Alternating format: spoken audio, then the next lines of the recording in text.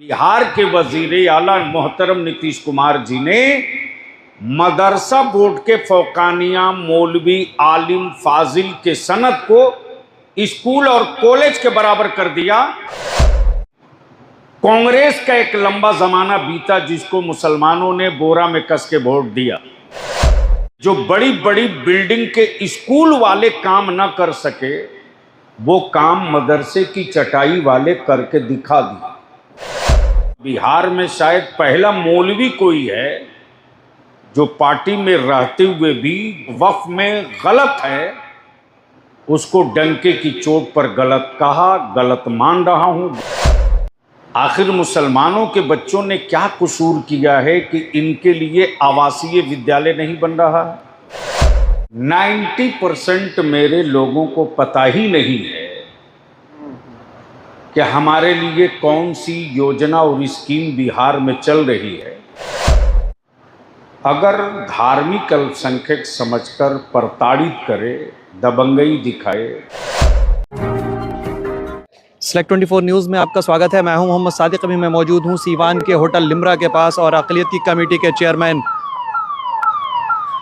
ग़ुलाम रसूल बलियावी इस वक्त सीवान पहुंचे हुए हैं। आपको जैसा कि मैंने पहले बताया था कि सीवान के मुख्तलिफ़ इलाक़ों में ईदगाह, मदरसे और बाकी चीज़ों के निरीक्षण के लिए जाएंगे। अक़लियत कमेटी के लोगों से मुलाकात करेंगे और अब से कुछ ही देर के बाद होटल लिम्रा से निकलेंगे और सीवान के मुख्तलिफ़ इलाक़ों में जाएंगे। ग़ुलाम रसूल बलियावी अक़लियती चेयरमैन इस वक्त सीवान पहुँचे हुए हैं। मौलाना इमरान आलम ऑल मदरसा युवा शिक्षक संघ के अध्यक्ष। मदरसे के उलमा की आवाज़ हम आपके सामने हज़रत अल्लामा ग़ुलाम रसूल बलियावी। सीवान शहर के सामाजिक, इल्मी, समाजी, सियासी जिम्मेदारान, आपने जो इज़्ज़त दी, जो मोहब्बत दिया, इसके लिए मैं आप सबका बहुत बहुत शुक्रगुजार हूँ। बहुत बहुत शुक्रिया अदा करता हूँ। ये माइनॉरिटीज़ कमीशन कोई पॉलिटिकल या सियासी चेयर नहीं है। ये कमीशन है। इस कमीशन में फंड नहीं, पावर है। और माइनॉरिटीज़ कमीशन का मतलब ये नहीं कि सिर्फ मुसलमानों के लिए, बल्कि इसमें जो भी हिंदुस्तान में, ख़ास तौर से बिहार में जो धार्मिक अल्पसंख्यक हैं, मजहबी माइनॉरिटीज़ हैं, जैसे मुस्लिम हो गए, सिख हो गए, क्रिश्चियन हो गए, बुद्धिस्ट हो गए, जैन हो गए, ये माइनॉरिटीज़ के ज़ुमरे में, माइनॉरिटीज़ की फहरिस्त में आते हैं। मुल्क के आईन में, भारत के संविधान में, जहाँ सबको अपनी मजहबी आज़ादी है और जहाँ सबको हक और अधिकार है, उस हक, अधिकार और आज़ादी में कहीं कोई, चाहे अफसर हो कि समाज का कोई दबंग हो, अगर धार्मिक अल्पसंख्यक समझकर प्रताड़ित करे, दबंगई दिखाए, अफसर न सुने और दिल दिमाग में ये बात हो कि ये अल्पसंख्यक हैं, क्या कर सकते हैं, कहाँ जा सकते हैं, तो ऐसे लोगों को माइनॉरिटीज़ कमीशन में ये पावर है कि वो अपने कोर्ट में बुला करके संविधान और कानून समझा दे। उसके बाद भी अगर वो न समझ सके तो उनके खिलाफ रेजोल्यूशन भेज दे, तो उनके आगे का प्रमोशन, तरक्की और जो सुविधा मिलनी है वो खटाई में पड़ जाएगी। ये कमीशन का फंक्शन है। और हमको लगता है कि माइनॉरिटीज़ कमीशन शायद पहली मर्तबा ज़िलावार इतनी मुस्तैदी के साथ समीक्षा कर रहा है। किसी ज़माने में प्रोफेसर जाबिर हुसैन साहब थे, उसके बाद कई लोग आए गए। जब तक जाबिर साहब थे तब तक लगता था कि कमीशन है, उसके बाद इसका सही इस्तेमाल नहीं हुआ। अब जो लोग भी आए, क्या किए नहीं किए मैं नहीं जानता हूँ, लेकिन इतनी बात तय है कि अब इस माइनॉरिटीज कमीशन में वो सारी चीज़ें आ जाती हैं जो अल्पसंख्यकों के तरक्की के लिए, तहफ़्फ़ुज़ के लिए, उनकी मजहबी आज़ादी और पहचान के लिए जो कानून है और जो स्कीमें चल रही है वो ज़मीन पर उतर रही हैं कि नहीं उतर रही हैं, इन सारी चीज़ों की जब मैं निकलने लगा हूँ तो अब एहसास हुआ है कि मीडिया में कुछ है, 90% मेरे लोगों को पता ही नहीं है कि हमारे लिए कौन सी योजना और स्कीम बिहार में चल रही है, हमें उससे कितना फ़ायदा लेना चाहिए ये पता नहीं है, और न ही किसी पॉलिटिकल पार्टी का नेता बताने को तैयार है। हाँ, वो मुसलमानों को डराने के लिए 24 घंटा मेहनत कर रहा है, 24 घंटा सिर्फ डराने के लिए। एक हेल्थ कार्ड बना सेंट्रल गवर्नमेंट की तरफ से, आयुष्मान कार्ड। आयुष्मान कार्ड के जरिए ना जाने करोड़ों करोड़ लोगों का इलाज हो रहा है, लेकिन आबादी के एतबार से मुसलमानों के पास वो कार्ड नहीं है। क्यों नहीं है? इसलिए कि हमारे लोगों को पता ही नहीं। अभी वक्फ को लेकर के बहुत तूफान हुआ, और सच ये है कि मैं तो पूरी जिम्मेदारी से कहता हूँ कि हिंदुस्तान में शायद बिहार है, और बिहार में शायद पहला मौलवी कोई है जो पार्टी में रहते हुए भी जो वक्फ में गलत है उसको डंके की चोट पर गलत कहा, गलत मान रहा हूँ। गलत उस वक्त तक मानूंगा जब तक कि वो सही ना हो जाए।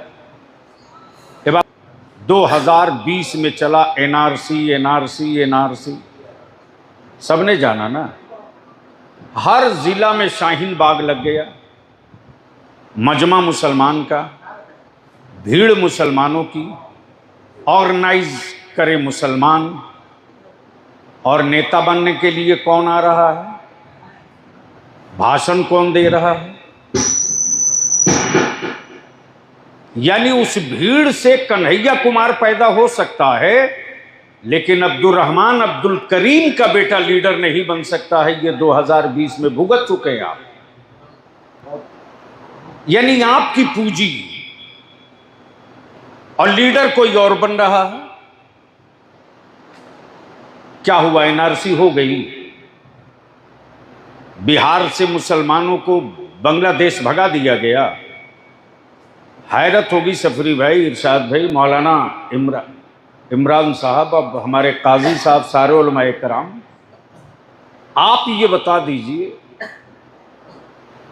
पूरे बिहार में हमारे पास पढ़ने के लिए, हमारे बच्चों के लिए प्राइमरी स्कूल, मिडिल स्कूल, उसके बाद जो एक क्रेज आया, जो तालीम में एक स्पीड आई, वो मदरसे में। और इससे कोई इनकार नहीं कर सकता, मैं आखिरी सांस तक इस बात को बोलूंगा कि जो बड़ी बड़ी बिल्डिंग के स्कूल वाले काम ना कर सके, वो काम मदरसे की चटाई वाले करके दिखा दिए। अब आप कहेंगे कैसे? तो थोड़ी सी हुकूमत का सपोर्ट मिला, हल्का सा, यानी राहत मिली, तो हमारे बच्चे हजारों नहीं लाखों की तादाद में क्लिक करके सर्विस में आ गए। वो कैसे आए? स्कूल और कॉलेज के सर्टिफिकेट के बराबर बिहार के वजीर आला मोहतरम नीतीश कुमार जी ने मदरसा बोर्ड के फौकानिया मौलवी आलिम फाजिल के सनद को स्कूल और कॉलेज के बराबर कर दिया, जिसकी वजह से गरीब का बच्चा, जिसका बाप फटी लुंगी में गांठ बांध करके जीता था, उसका बेटा भी इस वक्त टीचर बन गया है, ट्रांसलेटर बन गया है, और बहुत सारे लोगों के बच्चे दरोगा और सिपाही बन गए। इस सच्चाई से कोई इनकार नहीं कर सकता। याद नहीं है मुसलमानों को, बलियावी पार्लियामेंट में क्या बोला ये मुसलमानों को याद नहीं रहेगा। फलाना बाबू का बेटा क्या बोलेगा वो दिन भर वायरल करते रहेगा। अब बाहर निकल के बोलेगा अरे फलाना वाह क्या बोला है। जब तक ये कौम गैरों की औलाद को पाल करके बाप कहलाएगी, तब तक इस कौम को कभी भी किसी भी जन्म किसी भी जमाने में कहीं से आपको आबादी के हिसाब से न नौकरी में, न सर्विस में, न मुलाजमत में और न इक़्तिदार में जगह मिलेगी। सीधी सीधी बात है। लेकिन बताइए, बिहार की तारीख में वो पहला इत्तेफाक था और शायद कहीं आखिरी न हो, जो भी हाल है हम मुसलमानों का। एट ए टाइम 3-3 राज्यसभा में मुसलमान का होना, कोई प्रूफ कर दे बलियावी को। कांग्रेस का एक लंबा जमाना बीता जिसको मुसलमानों ने बोरा में कस के वोट दिया। सीटें तो इतनी ही वैकेंट थी ना सफरी भाई, लेकिन बैक वक्त बिहार से 3 मुसलमान राज्यसभा कभी नहीं रहा। अगर ये रहा है तो बिहार के वजीर आला मोहतरम नीतीश कुमार के जमाने में रहा है और इन्होंने किया। वो चाहें, तीनों देखने की चीज है। अभी भी जिसको बोरा में कस के आपने वोट दिया है, उन पार्टियों की तरफ से विधान परिषद में एमएलसी कैठो है और 2020 में आपने नहीं के बराबर वोट दिया, फिर भी इस वक्त 3 एमएलसी जेडीयू से हाउस में हैं। इधर नहीं दिया फिर भी आपकी नुमाइंदगी दी। जिस वक्त मैं था उस वक्त मैंने एक क्वेश्चन किया था हाउस में कि भाई दलित कम्युनिटी के बच्चों को पढ़ाने के लिए, ऊपर उठाने के लिए दलित छात्रावास बनना चाहिए। अति पिछड़ा समुदाय के बच्चों के लिए कर्पूरी छात्रावास बना। आखिर मुसलमानों के बच्चों ने क्या कसूर किया है कि इनके लिए आवासीय विद्यालय नहीं बन रहा है? ये सब सदन में लाया। हम शुक्रिया अदा करते हैं, हम एहसान फरामोश नहीं हैं। ये बोझ, ये एहसान नीतीश कुमार का है मेरे कांधे पर, मेरी कौम के कांधे पर है।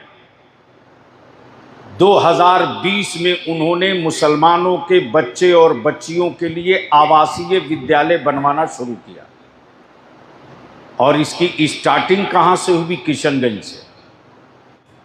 60 करोड़ रुपए की लागत से मुस्लिम अल्पसंख्यकों के बच्चे और बच्चियों के लिए, जिसमें 560 बेड है, बिल्डिंग बनवाने का काम शुरू किया और उसी बिल्डिंग को मुसलमानों को, मुस्लिम लीडरों ने उसी बनती हुई बिल्डिंग को दिखा के डरा दिया। और जानते हैं क्या बोला इरशाद भाई, मौलाना? ये बोला कि ये डिटेंशन सेंटर बन रहा है। यानी एक हरामखोर ने नहीं कहा कि मुसलमानों ये तेरी औलादों की सोच और मजलूम कौम की औलादों को पढ़ने के लिए जहां फ्री तालीम, free library, free computer, free किताबें, फ्री खाना, फ्री बिजली, हर चीज फ्री, और इसको कनेक्ट किया जाएगा बिहार के पटना के हज हाउस के उस कोचिंग सेंटर से जहां से हर साल बच्चे 30, 35, 40 बीपीएससी का एग्जाम क्वालिफाई करके बीडीओ सीओ दारोगा बन रहे हैं, लेकिन डरा दिया मुसलमानों को। क्या हुआ? एनआरसी हो गई। सिवान के सूरापुर में the golden palms hotel and banquet hall अब आपके इवेंट के लिए परफेक्ट डेस्टिनेशन हो सकता है, क्योंकि यहाँ बर्थडे, सगाई, शादी, सामाजिक कार्यक्रमों के लिए लग्जरी बैंकेट हॉल इंडोर और आउटडोर विकल्पों के साथ उपलब्ध है। द गोल्डन पाम के साथ अपने फंक्शन को उत्कृष्ट और यादगार बनाएं। संपर्क करें 9296288819, 9296288820। दमा, फेफड़ा कैंसर, टीबी आदि से है परेशान तो Iman TB chest care and heart care clinic है मरीजों के लिए एक बेहतर समाधान। संपर्क करें डॉक्टर आजाद आलम से, centre point, Chakia road, Siwan. अब आपके शहर सिवान के लक्ष्मीपुर में भरपूर सुविधाओं के साथ hotel select and marriage hall. आपको बता दें 20 अक्टूबर से भारी डिस्काउंट के साथ बुकिंग शुरू है। इसमें आपको मिलेगा फुल्ली एयर कंडीशन, साथ ही बुकिंग के साथ टेंट का सारा सामान जैसे बर्तन और चूल्हा बिल्कुल फ्री। जल्दी किसी कार्यक्रम को अच्छे वातावरण में करने के लिए बुक करें hotel select and marriage hall. हमारा पता है लक्ष्मीपुर, सिसवन ढाला, सिवान। हमारा संपर्क नंबर है 8797327330। एक बार जरूर पहुंचे और इस भारी डिस्काउंट का लाभ जरूर उठाएं।